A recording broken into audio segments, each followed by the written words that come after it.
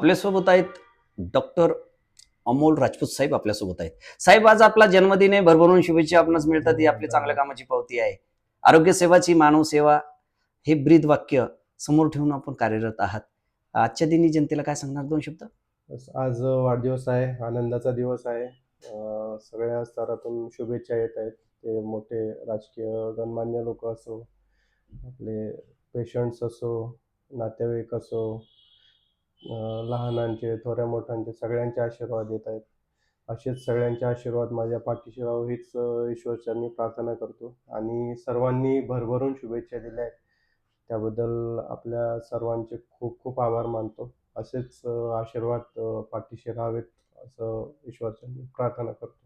कडक उन्हाळा सुरू झालेला आहे. लहान मुलांना काय संदेश देणार? उन्हाळा यावेळी प्रखरता अतिशय जास्त जाणवते आणि तशीच रुग्णसुद्धा येत आहेत. आपण म्हणतो उन्हाचा झटका येणे, उन्हाचा मारा बसणे.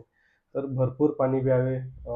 उन्हात शक्यतो दुपारी 1 नंतर ते 4-5 वाजेपर्यंत जाऊ नये. गेले तरी डोक्याभोवती रुमाल वगैरे वापरावा आणि हायड्रेशन मेंटेन म्हणजे पाणी भरपूर प्यावे.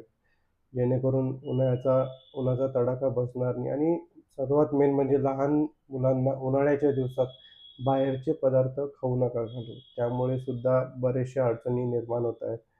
तर ही सर्व काळजी पालकांनी घ्यावी असं विनंती करतो. त्याचबरोबर आता उन्हाळ्याच्या सुट्ट्या सुरू होत आहेत. तर मुलांचा मोबाईलचा स्क्रीन टाईम हा कृपा करून कमी करा. त्यांचे लक्ष बैठ्या खेळांमध्ये घालवा.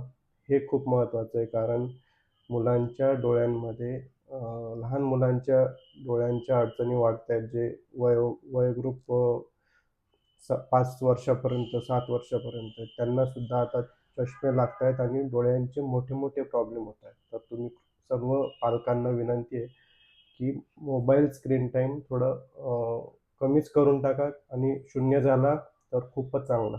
थँक वेळात वेळ काढून साहेब आपण KK लाईव्ह चिखली न्यूज बुलढाणासाठी संवाद साधलेला आहे. आपल्या जन्मदिनाच्या आमच्या सर्वांच्या वतीनं कोटी कोटी हार्दिक शुभेच्छा या ठिकाणी देतो. या ठिकाणी थांबतो. जय हिंद, जय महाराष्ट्र, जय जिजाऊ, जय शिवराय.